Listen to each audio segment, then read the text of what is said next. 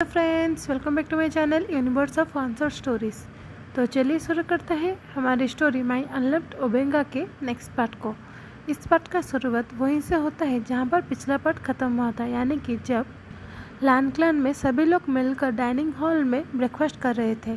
तभी हमें दिखाते हैं जब सभी लोगों का खाना ख़त्म हो जाता है तो शिचन कहते हैं, वांगजी एंड मास्टर वे, तुम दोनों मेरे पीछे चलो, क्योंकि अभी तुम लोगों को हमारे एंसेस्टर को रिस्पेक्ट शो करना है जो अभी इस दुनिया में नहीं है। जिसे सुनने के बाद वो दोनों भी धीरे से खड़े हो जाते हैं और शिचान के पीछे पीछे चले जाते हैं।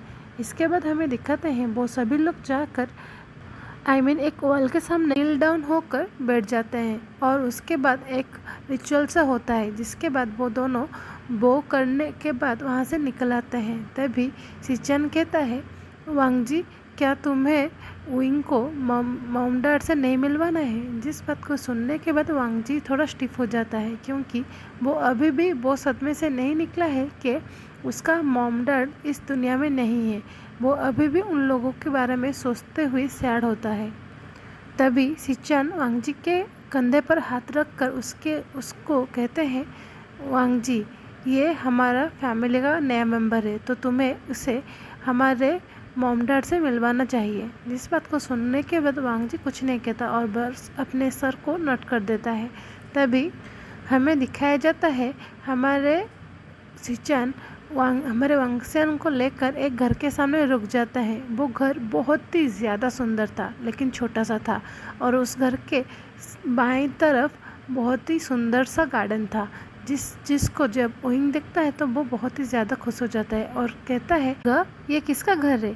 क्या हम लोग यहाँ पर क्यों आए हैं? जिस बात को सुनकर सिचान कहते हैं, मास्टर हुए, ये हमारे पेरेंट्स का क्वार्टर है। जिस बात को सुनने के बाद ओइंग भी कुछ नहीं कहता, क्योंकि वो समझ जाता है ये उसके इन लॉस का क्वार्टर है जो अब इस दुनिया में नहीं है। तभी वांगजी धीरे से ओइंग का हाथ पकड़ लेता है और धीरे से जाकर अपने मॉम डैड के दरवाजे को खोल देता है और अंदर जाकर एक रूम के बाहर बैठकर धीरे से ओइंग के हाथों को उठाकर दिखाता है, कहता है, मॉम, इसे मिलिए, ये मेरा ओमेगा ओवुशियन है। जो बात जब ओइंग के कानों में पड़ता है तो उसे बहुत ही बुरा लगता है, लेकिन वो कुछ नहीं कहता, क्योंकि उसे पता है ना, वो ओवुशियन नहीं है, वो ओइंग है, जो कि उसका जुड़वा भाई है। लेकिन वो कुछ ना कहकर बो डाउन करते हुए कहता है, मॉम, आपसे मिलकर अच्छा लगा और मुझे ये यकीन है कि मैं भी आपको पसंद आऊँगा। हमारे ओइंग के इतने प्यारे बातों को जब सिचन सुनता है तो वो मुस्कुरा देता है और जाकर कहता है, तुम चिंता मत कर, मुझे मालूम है तुम हमारे पेरेंट्स को बहुत ही ज़्यादा पसंद आओगे, क्योंकि हमारे अंकल के मुताबिक हमारे मॉम भी तुम्हारे जैसा है। जिसे सुनकर ओइंग कहते हैं, क्या सच में? तभी सिचन अपने सर को हाँ में हिला देते हैं। तभी वांगजी खड़ा होकर कहता है, मुझे अब चलना चाहिए, क्योंकि अंकल ने मुझे उनसे मिलने के लिए बुलाया था। जिस बात को सुनने के बाद सिचन कहता है, हाँ, तुम जाओ, क्यों, और क्या थोड़ी देर के लिए मैं मास्टर वे को अपने पास रख सकता हूँ? जिस बात को सुनने के बाद वांगजी कहता है, ये कोई पूछने की बात है, आप रख सकते हो। जिस बात को सुनने के बाद सिचन मुस्कुराते हुए वांगजी के कंधे को थपथपा देते हैं। तभी हमें दिखाता है लान चिरन के क्वार्टर का सीन, जहाँ पर हमारा वांगजी जब पहुँचता है तो वो देखता है उसका अंकल यानी कि लान चिरन लोटस पोजीशन पर बैठकर मेडिटेशन कर रहे थे। तभी वांगजी वो करते हुए कहता है, अंकल, मैं आ गया। जिस बात को सुनने के बाद सिचन अपने मेडिटेशन से जागते हैं और वांगजी की ओर देखकर कहते हैं, बैठ जाओ। जिस बात से हमारा वांगजी सामने वाले जगह पर बैठ जाता है और तभी चिरन उसकी ओर देखकर कहते हैं, क्या तुम किसी तरह का दवा विंग पर डाल रहे हो? जिस बात को सुनकर वांगजी कहते हैं, लेकिन आपको ऐसा कैसे क्यों लगा?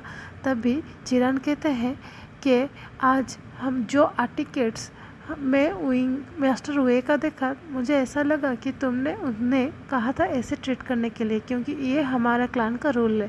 तभी वांगजी कहते हैं, नहीं अंकल, मैंने ऐसा कुछ नहीं कहा था, और जो आप मुझे कहा था, मुझे ऐसा नहीं लगता कि वो ऐसा है, क्योंकि आज वो बहुत ही नरमी से बिहेव करता है, बहुत चिल्ला कर भी बातें नहीं करता।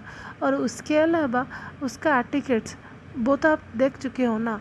जिस बात को सुनने के बाद चिरन थोड़े चिंता में पड़ जाते हैं और वो कुछ सोचने लगते हैं। और उसके बाद वो वांग जी की ओर देख कर कहते हैं, तो ठीक है, ये तो अच्छी बात है, लेकिन तुम्हें थोड़ा सावधान रहना पड़ेगा, क्योंकि ये ऐसा भी हो सकता है कि वो ये दिखाने के लिए कर रहे हैं, क्योंकि मुझे जितना पता है वो बहुत ही ज़्यादा शैतान है।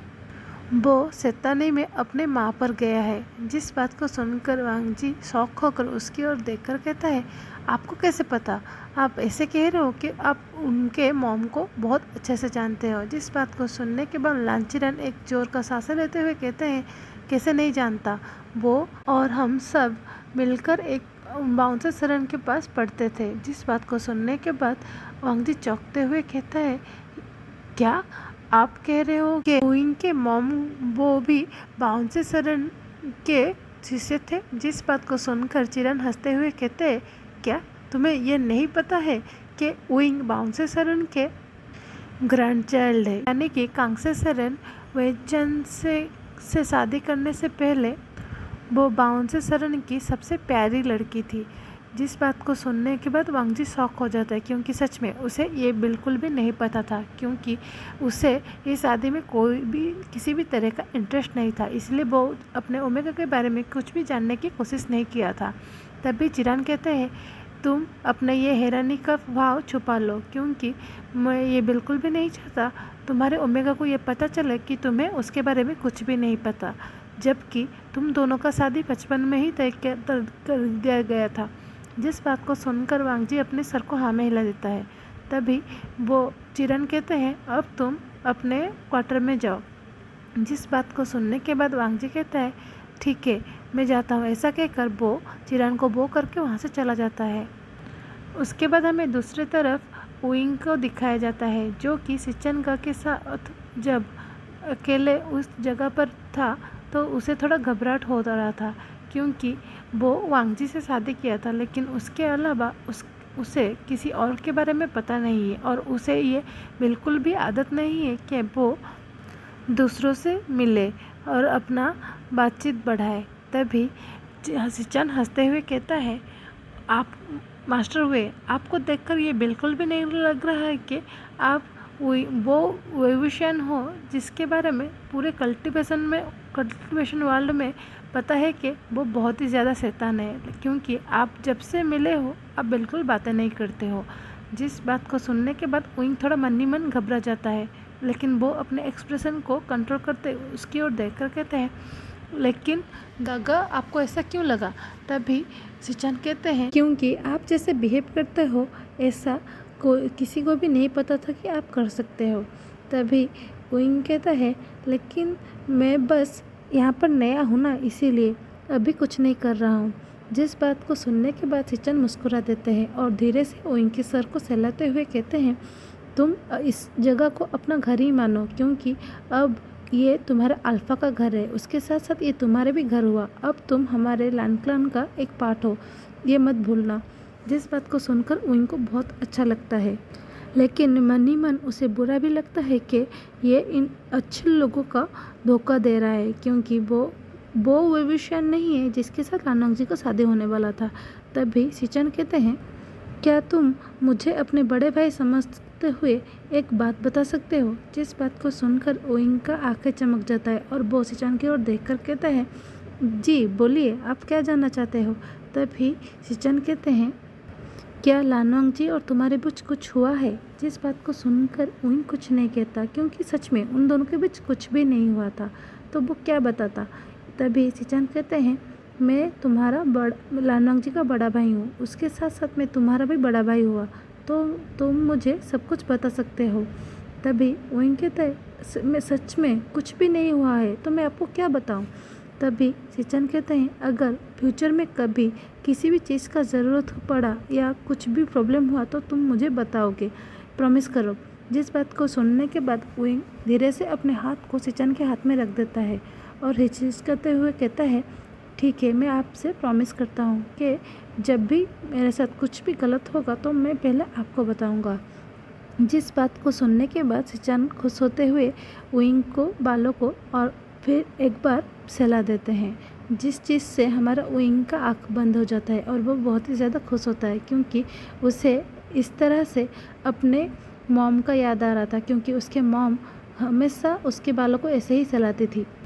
तभी उइंग अचानक से शिचान की ओर देखकर कहता है, गा क्या मैं आपसे कुछ मांग सकता हूँ? तभी शिचान कहते हैं, हाँ मांगो, क्या मांगना चाहते हो? तभी उइंग कहता है, क्या मैं आप मुझे मास्टर वे ना बुलाकर आइंग बुला सकते हो? जिस बात को सुनने के बाद शिचान कहता है, ये कोई पूछने की बात है? मैं तुम्हें बुलाऊंगा, जैसे मैं लानवांग जी को लिंजा बुलाता हूँ, मैं तुम्हें आइंग बुलाऊंगा। जिस बात को सुनकर उइंग कहता है, क्या लानवांग जी को आप प्यार से लिंजा बुलाते हो? जिस बात को सुनकर शिचान अपने सर को हाँ में हिला देते हैं। तभी एक थोड़े जोर से आवाज़ सुनाई देता है, जिस आवाज़ को सुनने के बाद वो दोनों घबरा जाते हैं और उस तरफ नज़र फेरते हैं तो वो देखते हैं उसके सामने लानवांग जी खड़ा था, जिस चीज़ से वो दोनों थोड़ा घबरा जाते हैं, क्योंकि शिचान को पता था लानवांग जी को ये बिल्कुल भी पसंद नहीं है कि कोई उसे लिंजा बुलाए सिवाय उसके फैमिली मेम्बर के, क्योंकि ये लिंजा नाम उसे उसके मॉम ने दिया था। तभी वांगजी थोड़े गुस्से में उइंग की ओर देखकर कहता है, लेकिन तुम ये नाम मुझे कभी नहीं बुला सकते, तुम मुझे सिर्फ हस्बैंड बुला सकते हो या मिस्टर लैन बुला सकते हो। जिस बात को सुनने के बाद उइंग थोड़ा घबरा जाता है और अपने सर को झुकाते हुए अपने सर को हाँ में हिला देता है।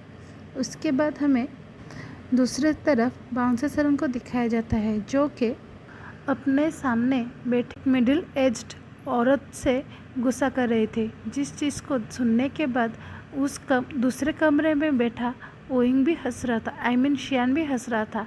तभी साओ सिंचन गुस्से करते हुए कहते हैं, तुम कैसे हंस सकते हो? ये मत भूलो वो औरत कोई और नहीं तुम्हारे मॉम है, और अगर उन्हें पता चल जाएगा कि तुम यहाँ पर प्रेजेंट हो तो बहुत ही ज़्यादा बुरा हो सकता है।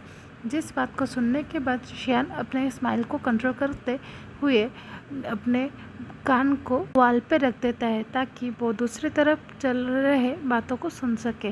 तभी दूसरी तरफ बाउंसर सरन चिल्लाते हुए कहते हैं, तुम किस मुंह से यहाँ पर आए हो? जब तुम उस कमीने चंद से शादी कर सकते हो तो तुम्हें अपने मॉम का क्या ज़रूरत है? तभी जिस बात को सुन कांगसे सरन कहते हैं, मॉम आप ऐसे कैसे कह सकते हो? आप ये मत भूलो वो इंसान आपके बेटी का हस्बैंड है।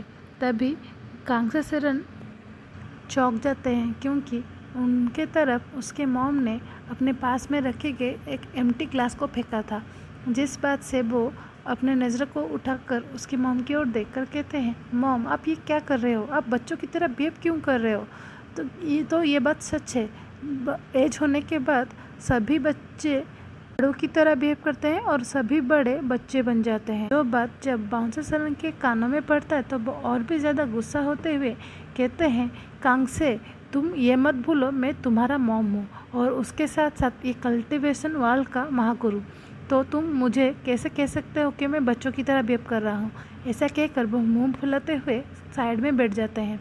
तभी कांगसे सरन जाकर अपने मॉम को पीछे से हक करते हुए कहते हैं, मॉम आप मुझे सिर्फ ये बता दो कि अभी शियान कहाँ पर है, क्योंकि मुझे पता है शियान आपसे बातें करता था, लेकिन मैं आप उससे कुछ नहीं किया क्योंकि मुझे लगा उसे आपसे मिलने का भी अधिकार है, क्योंकि वो आपका इकलौता ग्रैंडसन है। जिस बात को सुनने के बाद बाउंसर सरन गुस्से में कांगसे की ओर देखकर कहते हैं, क्या वो मेरा इकलौता ग्रैंडसन है? तो उइंग कौन है? अगर उइंग कोई नहीं है तो वो अभी लान क्लान में क्या कर रहा है? जिस बात को सुनकर कांगसे सरन शॉक हो जाते हैं, क्योंकि उसे ये बिल्कुल भी मालूम नहीं था कि शियान ने अपने ट्विन ब्रदर उइंग के बारे में बाउंसर सरन को बता दिया होगा। तभी वो हड़बड़ाते हुए कहते हैं, मॉम ऐसा कुछ नहीं है, बस अभी बाउंसर सरन गुस्से में अपने हाथों को दिखाकर कांगसे सरन को चुप होने के लिए कहते हैं। जिस चीज़ को देखने के बाद कांगसे सरन भी चुप हो जाते हैं और अपने सर को झुका लेते हैं। तभी बाउंसर सरन गुस्से में उसकी ओर देखकर कहते हैं, मुझे सब कुछ पता है तुम्हारे ज़िंदगी में क्या चल रहा है और उस कमीने वेचांसे ने क्या किया है मेरे ग्रैंडसन के साथ, और तुम्हें लगता है मैं उस चीज़ के बदले मैं तुम्हारा मदद करूँगा और ये ढूंढने के लिए कि शियान अभी कहाँ पर है। अगर शियान तुम लोगों के नज़र से गायब हुआ है तो उसमें भी तुम लोगों का हाथ होगा, क्योंकि मेरा नाती ऐसा बिल्कुल भी नहीं है कि अपने मॉम डैड का इज्जत को नीचे फेंक कर वो कहीं पर चला जाए जैसे तुमने किया था। जिस बात को सुनने के बाद कांग्से सरन अपने मुंह दबाते हुए रोने लगते हैं। तो आज के लिए बस इतना ही। अब हम नेक्स्ट पार्ट में देखेंगे आगे क्या होता है, कैसे हमारे वांगसेन के साथ साथ सभी लोगों को पता चलेगा कि ये सारा प्लान जो भी उन लोगों के लाइफ में हो रहा है सब कुछ सियान के साथ साथ बाउंसर सरन ने किया है।